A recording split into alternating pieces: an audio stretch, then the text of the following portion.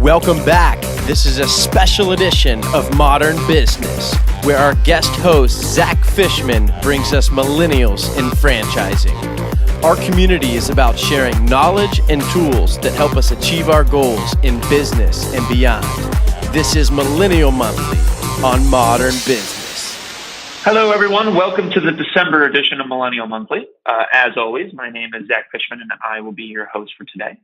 First of all, I want to give another big shout out to our home channel, Modern Business with Brian Hicks, for featuring our guest segment once again. This month, I will be talking with Brooke Gagliano, and excuse me, Brooke, if I pronounce your last name incorrectly, the CEO and founder of Frutta, and also Chris Ives, and Chris Ives is the CFO of Frutta as well. I'm going to be asking them a couple questions here pertaining to their experience as millennial C-level execs in the franchise space. As you guys all know, if you've listened before, there aren't very many of those, so it's often kind of a little bit difficult to find somebody to come on the show because there's like 12 of them in the entire space. However, I was lucky enough to meet Brooke back at the IFE a couple of years ago. And she has a really great concept that I'm looking forward to having you guys hear about. Hopefully these stories will help all of you to learn a little bit more about how millennials really approach not only the franchise space, but business in general. So without further ado, let's get started. So Brooke and Chris, I'd love for you guys just to tell everybody a little bit about what your business is, what your business is, how you guys started it, and all of that good stuff. Yeah. So Frutta is a healthier alternative for a fast casual restaurant. So we offer acai, papaya, kale, oatmeal bowls, smoothies, and more. All of our products on the menu, fully customizable. The vibe in our store is, more industrial. There's a lot of wood type, brick walls, very, friendly staff. We have, kitchen monitors where when someone places the order, it shows up on the screen. It shows their bowl, their wait time, what they ordered. So Frutta started in 2016. I went out to California and had my first acai bowl. I was doing personal training and nutrition at the time, so I had a passion for eating healthy and I always prep my meals, so I always try to find something that I can use instead of, making my own meals, a place that I can go to and have the meal already done for me. So when I got back, I was doing a little bit of research and realized that, there were acai bowl places out there and some of them were adding, let's say, sugars or juices and stuff like that. So I did research on how to make the acai bowls and not add those added sugars or juices. So our bowls are actually not made with any apple juice or added products. After I came back, I found a location in Howell, New Jersey, and May 7th, I got the key for the location, and in 30 days, April 7th, we opened our first store in Howell, did the recipes, the design, the layout, the POS, and with help of family, with help from family and friends, we launched that store. And from there, a lot of people were looking to see where they can buy the franchise from. And at the time, it was just myself and my dad as partners. And Chris was a full-time accountant in the city and would always come in and help us daily. And a lot of people were, interested in Frutta. And that's when we opened our second corporate store in Freehold and then franchised from there. We were lucky enough to get Chris to come on from the city. He was a full-time accountant in the city for a couple of years, and he actually left his job to come work with us. We say he was the best thing that happened at Frutta. He is, has been awesome in getting all distribution in place and operations for all of our stores now. And by the end of the year, we'll have 53 stores in 16 states. We started franchising, I want to say, Chris would probably know the exact date, but I want to say a little over a year and a half ago. Wow, very cool. Awesome. So, and for those of you who don't know what acai and papaya and all of that good stuff is, definitely a very healthy option. But living here in New York as well, I can certainly tell you that it can be very sugary. So that's definitely a way to differentiate that a lot of folks in the space, unfortunately, are not doing. I find that I had thought whenever I was spending $14 on the acai bowl at the place down the street that, it was possible that it was going to be healthy. But unfortunately, I looked it up and I was like, wow, that's a lot of sugar. So that certainly makes sense. And considering your background, I think that's definitely a good way to differentiate. So awesome. That's good to hear. So in addition, next question for you is really surrounding, is really based on how you use your millennialism to differentiate your brand. I mean, it's so often that I'm sure that there's a lot of acai bowl brands out there that are being run by, by our parents or our parents' parents who don't necessarily understand our generation quite as much. So would love to hear kind of how you've used your millennialism to differentiate your brand, whether that's on operations, whether that's on culture, or something of that nature. Yeah, definitely. Chris, do you want to answer or myself? Yeah, I guess to chime in. I guess the biggest thing is really our culture.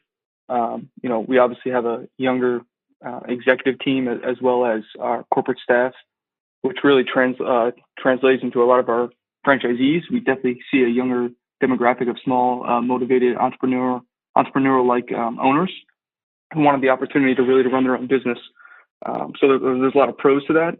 Also, there's a lot of challenges just because it's someone brand new who's never run a food operations, and there's definitely there's a learning curve there.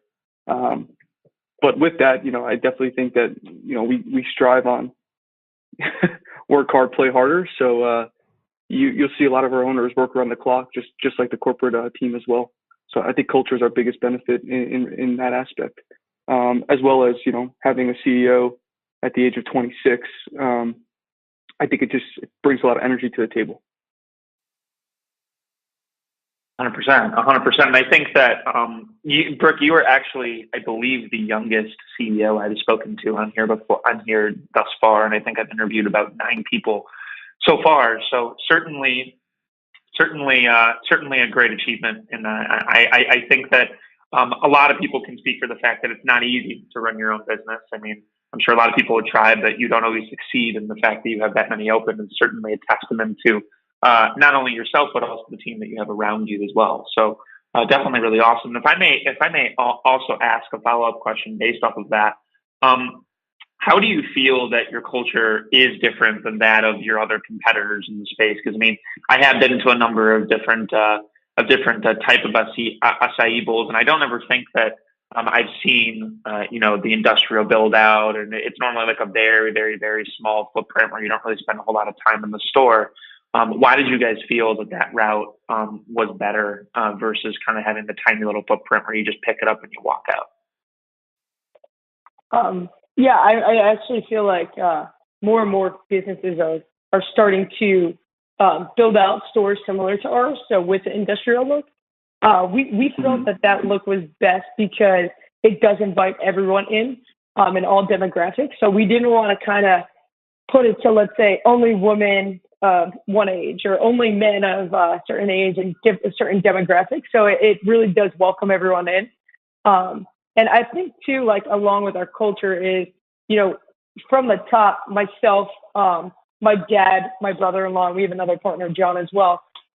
Myself, Chris, and my dad, us 3 are family members. So, we call each other the Frutta family, and we say the same thing with our franchisee. And, we always say when we meet with franchisees is it's the Frutta family, and we want everyone to feel welcome and, feel comfortable with each other. And then that's the same way with, how they treat their staff. And then that's how we want the staff to treat our customers. So I think that would tie along with our culture as well. Starting at the top with, all us partners and being, family members and trusting each other. And, that culture up at the top, I think trickles down all the way to our franchisee staff and customers as well.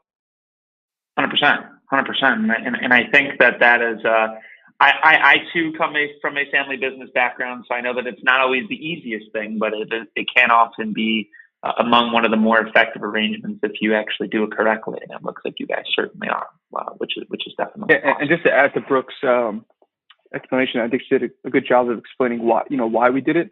But we also wanted to be different, and we didn't really want to go after the beach theme. We see a lot more families in our stores compared to our competitors, just because of the atmosphere. It's not.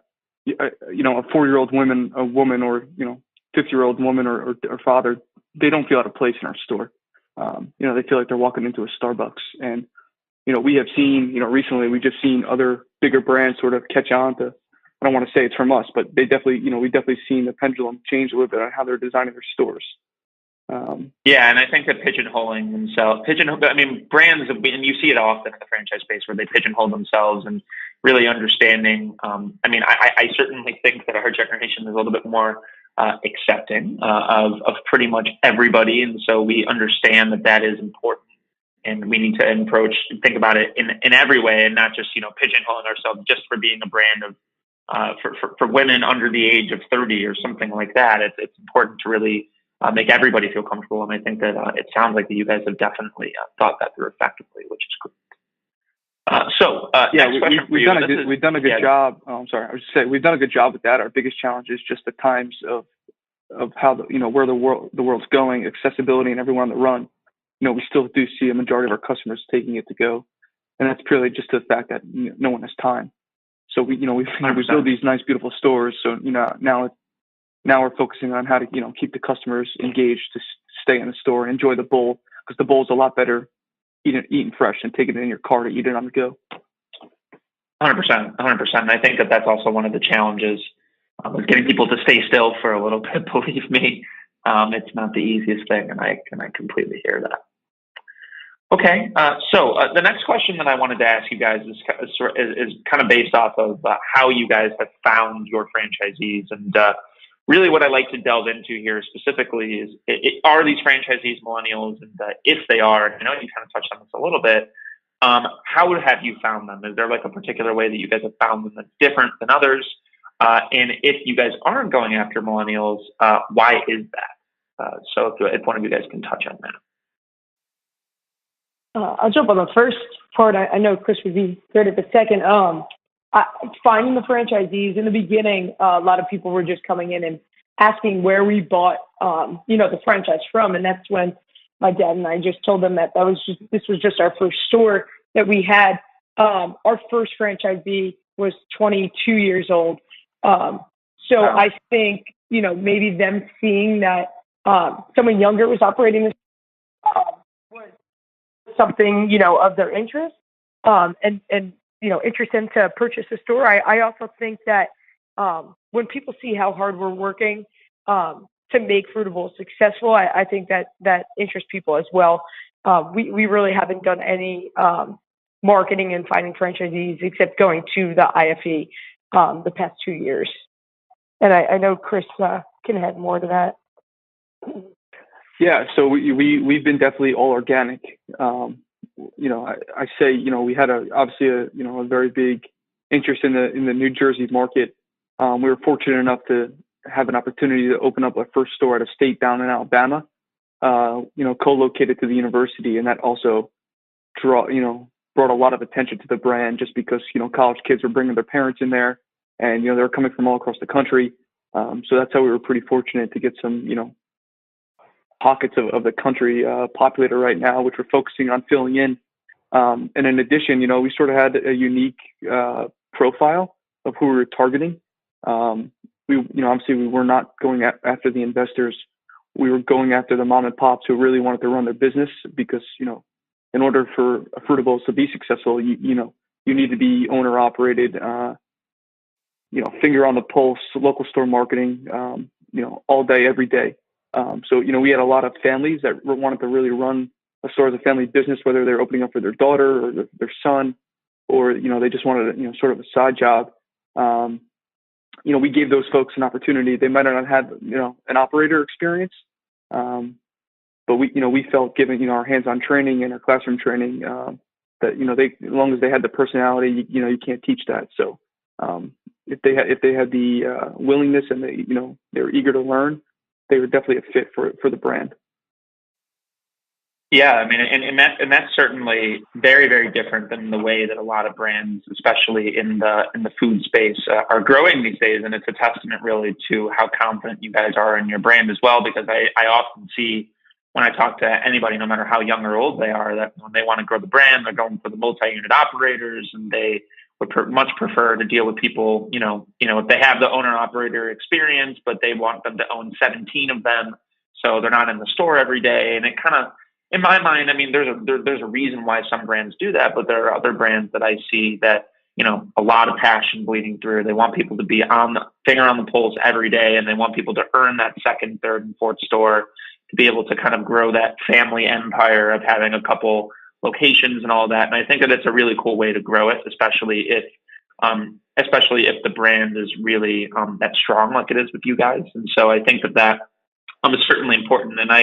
And again, that's obvious. That's very obvious when it comes to the fact that you guys haven't done any marketing thus far, and it's mostly just been through organic. And it sounds like that a lot of people are really excited about the brand. So it's definitely great that not only you guys are finding people online, but that they're really young. And I mean, a 22-year-old franchisee is probably one of the youngest I've ever heard. So that's pretty amazing that you guys have taught somebody who basically is around just out of college age or very much like around that age group that, just decided, you know what, I'm going to go and start my own business. Maybe I have a little bit of help, but at the end of the day, it's still a pretty amazing thing that you guys have been doing. So that's awesome. I love that. Anything else that you guys wanted to add on that?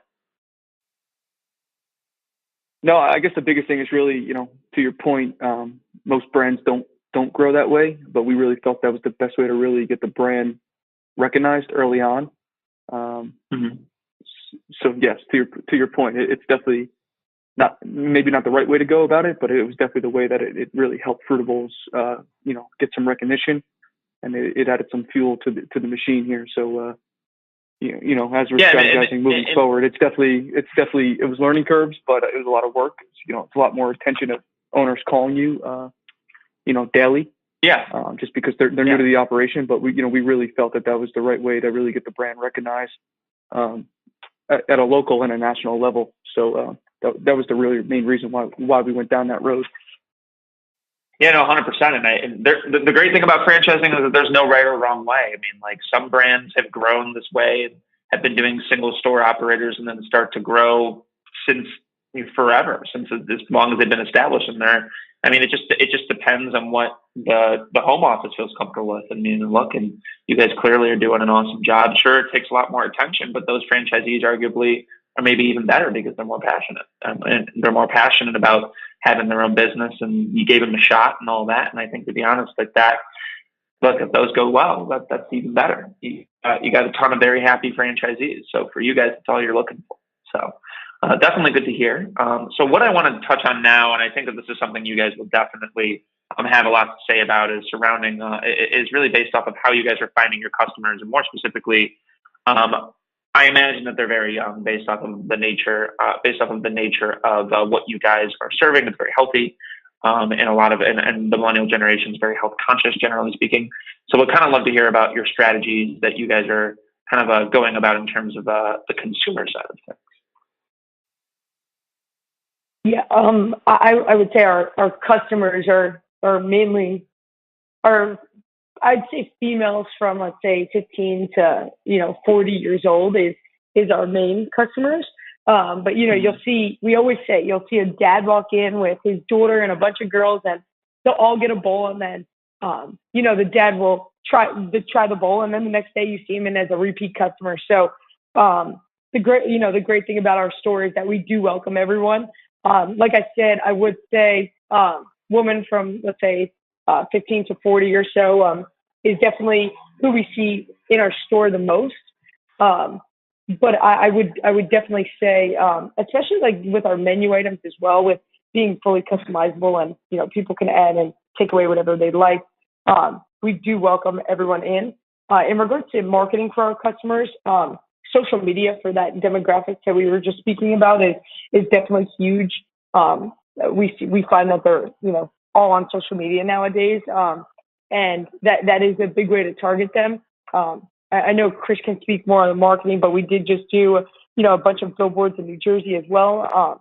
Locally, the stores do direct mail and stuff like that. And really, I think each store helps having with the owners and operators, when they do their own social media, they create their their customer customer base from there, and create relationships with their customers. So I definitely would say that social media is our number one tool of marketing as of now.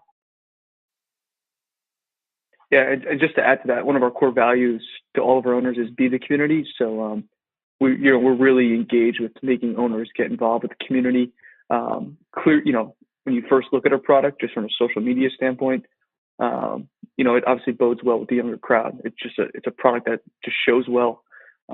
We have as a brand, we have a 60% repeat customer business right now. We just have a lot of people that still are confused on what the product is. So it's one of our initiatives to really educate the broader population. Just because when you come and have the product, we are seeing that customer coming back as a return customer. So it's really just growing, educating the community that we are a meal. We're just not we're not an indulging snack or a regular snack. We have a high price point, so it's our job to give a good product and have a good experience in our stores. 100%. And I think that is the education is so important, especially in the nature of the space that you guys are in, and the fact that you guys are really focusing on that. Especially considering that, educating the younger demographic on like why it's important to be healthy and all that good stuff is really great. And I think that the fact that you guys are really trying to make that bleed through into social media is definitely a very smart way to go about it. I see brands like yours that are still doing the newspaper route, and for some reason they're trying to figure out why millennials aren't finding their store, and then they kind of figure it out the hard way when they have to unfortunately close. And so I totally understand where you guys are going there, and I think it definitely makes a lot of sense that you guys are going about doing it that way. Now, my follow-up question is, are you guys getting into the advertising side of things with that at all, or are you guys primarily focused on organic postings and all that in the local markets? We're not really advertising. We're really focusing on the local optimization, on driving the education, making sure that our stores in the local markets, when anyone's searching for, let's just say, the benefits of acai, I think on Google, that's a 30 million plus search right there.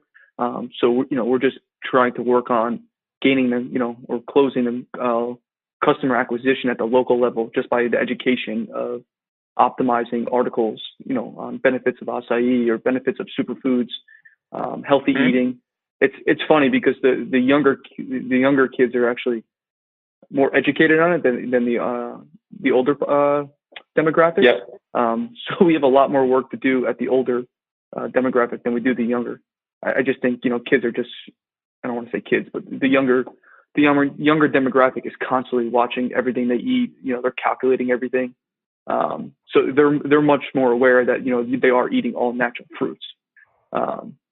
Whereas the older community might just be looking at a number. 100%. I find that that's a challenge that I think the whole industry faces right now. So. Yep, 100%. I think that I find that there are things randomly these days where you walk around and there's all these businesses kind of made up on it, and my parents are looking at me like I'm an alien because I already know what it is. So it's very funny, but our research habits are very different, and that's definitely good that you guys understand that, because most don't. Okay, so the last question that I have for you folks before we go here is one thing that you guys know now as a millennial franchisor that you did not know starting out. I mean, we often find that a lot of folks everybody makes mistakes in the franchise space when they first start out, but what's one that you guys wish that you knew a little bit more about that you already made that you'd be able to kind of share with the folks listening in so they don't make that same mistake?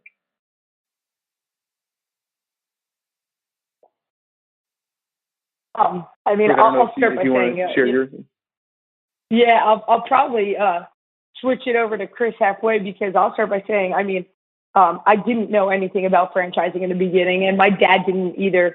And that's why we were really lucky to get Chris on board, because, he came from very successful accounting companies in the city, and he, had that corporate background, and he really did teach us a lot. And that's why we're really lucky that we, have him. We've made so many mistakes in the beginning and, have learned throughout the way. And obviously that's just ways that we've grown and got stronger, and, we're able to keep growing. So For me, I was super lucky to get Chris on board because I don't know what we would do without him. So yeah, Chris, I don't know if you want to touch on some of the scenarios and stuff. But yeah, we do. I'm sure, like everyone else, experience this stuff, and then later on, we decide to change it as time goes on. So yeah, the biggest suggestion I would have is really just master your brand. We grew very quickly. We're very fortunate to do that, but we really only had a year to master our system before our time really got taken over by making other owners successful. At the opportunity that they have at hand. So, as we're helping those owners, we're also continuing to master our own system.